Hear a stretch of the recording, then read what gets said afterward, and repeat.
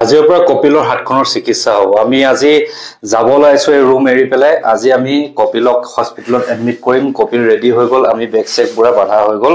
আজি মানে এইটো ৰুম এৰি পেলাই আমি যামগৈ বেলেগ এখন হস্পিটেলত, মানে হস্পিটেলত আজি এডমিট কৰিব। চ' হোটেলৰ ৰুমটো এৰি দিছো। আজিৰ পৰা হয়তো আমাৰ ঠিকনা যিখন হস্পিটেলে নিব তাতে আমাৰ ঠিকনা হ'ব। চ' ওলাইছো ভগৱানক চিন্তি কৰি। কপিল ভয় লাগিছে নি? বহুত ডাঙৰ অপাৰেশ্যন হ'ব হয় নাই? ভয় লাগিছে। চ' ভয় নকৰিবা কপিল, ভগৱানক চিন্তা কৰি কপিলো ওলাইছে। এই কাৰণ আজি ৰাতিপুৱাৰ পৰা খালী পেটত আছে, একো খোৱাও নাই। ভোক লগা নাই নহয়? হ'ব ন? ঠিক আছে, এতিয়া যাওঁ। এইটো ৰুম আজি এৰিলো, বাই বাই দিলো। আকৌ নেক্সট ঠিকনা ক'ত হৈ দেখা যাব। প্ৰথমত এতিয়া হস্পিটেল যাম। বাহিৰত দেখিছে উৎপাত ৰ'দ। কালি মই দিনটো বাহিৰলৈ যিহেতু নোলালো, আজি বাহিৰলৈ ওলাই কিবা এটা বেলেগ বেলেগ লাগিছে। ইমান এটা গৰম, বাপৰে। ভগৱানক চিন্তা কৰিছো যাতে আজি বাহিৰত ঘূৰোতে বেমাৰ নপৰিলে হয়। কাৰণ মোৰ যি বেমাৰ হৈছিলে কালি, অসুখ হৈছিলে, গৰম সোমাই পেলাই হৈছিলে। আজিও অতিপাত গৰম, বহুত গৰম ন কপিল? ইয়াক হস্পিটেলত যেন তেনে এডমিট কৰাৰ পিছত যি হয় হ'ব আৰু। তাৰপিছত মোৰ যি হয় হৈ থাকিলেও কথা নাই। ভগৱানে শক্তি দিয়ক যাতে হস্পিটেলত এডমিট কৰাৰ পিছত যি হয় দেখা যাব। মানে ভয় লাগিছে, ইমানে গৰম হয়। এতিয়া যাওঁ প্ৰথমতে অমৃত মিত্ৰালয় ক্লিনিকলৈ, তাৰ পৰা আমাক ৰেফাৰ দিব এখন ডাঙৰ হস্পিটেল। তাকে কৈছো, একুৰা জুইৰ মাজত আহি থকা যেন লাগিছে। মানে মুখ লগালগ শুকাই গৈছে, ক'বলৈ ভাষা নাই। ইমানেই গৰম, বাপৰে অ' মাই গড। ইয়াৰ ৰ'দটো আমাৰ নিচিনা নহয়, গাত ঘাম নাহে। আৰু ইমানেই একদম একুৰা জুই যেন ধৰি দিছে, জুই কৰি আমাক পুৰি আছে তেনেকুৱা যেন অনুভৱ হৈছে।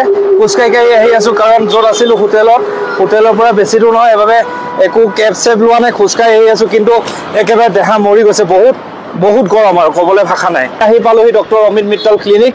ইয়াত এতিয়া আমি ইয়াত পইচা পাতি জমা কৰি লৈ লওঁ। পইচা পাতি ইয়াত জমা কৰিব অপাৰেশ্যনৰ বাবে, তাৰপিছত আমাক পঠিয়াই দিব বেলেগ এখন হস্পিটেল। এতিয়া বলক ভিতৰলৈ যাওঁ। তো ইয়াত বিল চিল পে'মেণ্ট কৰিলোঁ আৰু এনেকৈ বেগ লৈ আহিছে, আমাক সহায় কৰিছে বৰুৱে। এয়া কপিল আহি আছে। আৰু এতিয়া আমি ইয়াৰ পৰা যামগৈ বেলেগ এখন হস্পিটেলত, য'ত নেকি অপাৰেশ্যনটো হ'ব। এতিয়া বিল চিল পে'মেণ্ট কৰা হৈ গ'ল। এয়া আমাৰ বৰুৱে সহায় কৰি দিছে, যোগেশ বড়ো অসমৰ পৰা আহি আমাৰ বেগ চেগ দাঙি দিছে। এয়া কপিল, ব'লা কপিল, আজি তোমাৰ সপোন পূৰণ হ'ব আৰু এইখন হাত আজি অপাৰেশ্যন কৰি ভাল কৰাব লাগিব। এতিয়া আমি হস্পিটেলত এডমিট হ'ম। এতিয়া হস্পিটেললৈ যাম, ইয়াৰ পৰা দূৰ আছে, 4 কিলোমিটাৰ দূৰত হয়। ইয়াৰ পৰা আমি অটত গৈ পেলাই হস্পিটেলত এডমিট হ'মগৈ। বেগ আমি অটত উঠালোঁ আৰু এতিয়া অট'য়ে আমাক লৈ যাব সেই হস্পিটেলখনত, যিখন হস্পিটেলত কপিলৰ অপাৰেশ্যন হ'ব।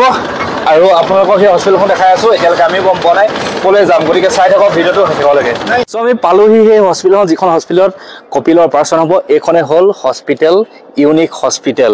ইয়াতে কপিলৰ আজিৰ পৰা চিকিৎসা হ'ব, আজি ইয়াতে তাৰ এডমিট হ'ব। এতিয়া বলক ইউনিক হস্পিটেলৰ ভিতৰলৈ যাওঁ আৰু কপিলৰ জীৱনৰ এটা নতুন অধ্যায় ৰচনা কৰোঁগৈ। চ' আমাৰ এডমিশ্যন প্ৰচেছ হৈ গ'ল। এই এডমিশ্যনৰ ফাইল ফিল আপ কৰা হৈ গ'ল। এতিয়া আমি জেনেৰেল ৱাৰ্ডলৈ লৈ যাম কপিলক, তাত এডমিট কৰাম। আৰু আজিৰ পৰা কপিল এডমিট থাকিব এই ইউনিক হস্পিটেলতে। এয়া কপিলক কমপ্লিট হস্পিটেলৰ ড্ৰেছ পিন্ধাই দিয়া হৈ গ'ল। এতিয়া আমি ৱাৰ্ডলৈ গৈ আছোঁ। অলপ দেৰি পিছতে কপিল গৈ ৱাৰ্ডত এডমিট হ'ব।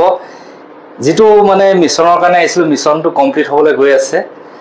হয়তো কাইলৈ অপাৰেশ্যন হৈ যাব, গতিকে ৱেইট কৰি থাকক অপাৰেশ্যনৰ বাবে। আৰু ফাইনেলি আহি পালেহি কপিল পেচেণ্টৰ বেড। চ' মোৰ মিছনৰ 90% আজি কমপ্লিট কৰিলোঁ। হাজাৰ বাধা নেওচি আহি এই পৰ্যায় পালোহি। অহা কালিলৈ অপাৰেশ্যন হ'ব। চ' এয়া হ'ল এটা ছাকচেছফুল জাৰ্ণি। হাজাৰ কষ্ট হ'লেও কিন্তু মোৰ মিছনৰ 90% আজি কমপ্লিট কৰি দিলোঁ। চ' কপিলক এনেদৰে এডমিট কৰাই থৈ আহিলোঁ। এতিয়া মই ঠিকনাবিহীন হৈ গ'লোঁ, কাৰণ আজি 2-3 দিনে একেলগে আছিলোঁ, ভাল আছিলে। এতিয়া কাৰ লগত কেনেকৈ থাকিম, ক'ত থাকিম একো নাজানো। মাত্ৰ মই চেষ্টা কৰিছোঁ মিছনটো কমপ্লিট হ'বলৈ। আৰু ইয়াত য'ত আছোঁ, হস্পিটেলখন য'ত আছে, আপোনালোকে দূৰ দূৰণিলৈকে চাওক, ক'তো দোকান পোহাৰ নাই বা হোটেলো একোৱেই নাই। এনেদৰে থাকিব লাগিব। হোটেল পাওঁ নাপাওঁ নাজানো, হয়তো হোটেল ইয়াত ক'তো নাপাম। এনেদৰে বাহিৰত থাকিম, এই ফ্ৰণ্টত থাকিম, ইয়াত ক'ৰবাত ৰখা জেগা আছে থাকিম। কিন্তু কপিল ভালদৰে থাকক, তাকে কামনা কৰিব আপোনালোকে। আৰু অহাকালিলৈ তাৰ অপাৰেশ্যন হ'ব। সকলো অসমবাসীয়ে যাতে প্ৰাৰ্থনা কৰে কপিলৰ এই অপাৰেশ্যনটো সুস্থভাৱে হৈ যায়, সুন্দৰকৈ হৈ যায়। মই কষ্ট কৰিছোঁ, ত্যাগ কৰিছোঁ, অজস্ৰ কষ্ট কৰিছোঁ, অজস্ৰ ত্যাগ কৰিম। আৰু আজিৰ পৰা ক'ত থাকিম মই নিজে নাজানো, কাৰণ হস্পিটেলত এটেণ্ডেণ্ট থাকিবলৈ নিদিয়ে। পেচেণ্টৰ লগত বেডত বহিবলৈ নাই, পেচেণ্টৰ কাৰণে এখন বেড।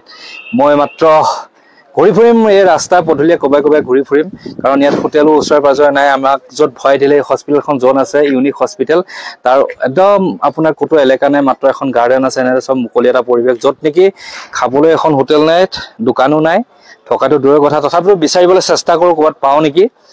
যদি পাওঁতো ভালেই, নাপালে এনেকৈ কটাম। কিন্তু আপোনালোকে আশীৰ্বাদ কৰিব, অহাকালিলৈ অসমৰ বাবে এটা গৌৰৱৰ খবৰ হ'ব যে কপিলৰ অপাৰেশ্যন হ'ব। আৰু লগতে মিষ্টাৰ বিটুৱে 90% মিছন কমপ্লিট কৰিলে, 10% কাইলৈ কমপ্লিট হৈ যাব। চ' ভিডিঅ'টো ইমানতে শেষ কৰিছোঁ। কাইলৈ আপডেট পাব কপিলৰ অপাৰেশ্যনৰ বিষয়ে। চ' বিদায় মাগিছোঁ। থাকিম এনেদৰে, আশীৰ্বাদ কৰিব, শক্তি পাম যাতে। অলপমান দুৰ্বল হৈ আছোঁ অসুস্থ হৈ থকাৰ বাবে। এই দুৰ্বল দেহাটো শক্তি পাই যাতে এই মিছন জয়ী কৰি যাব পাৰোঁ। চ' বিদায় মাগিছোঁ। পুনৰ লগ পাম কাইলৈ এটা নতুন ভিডিঅ'ৰ সৈতে। Bye bye.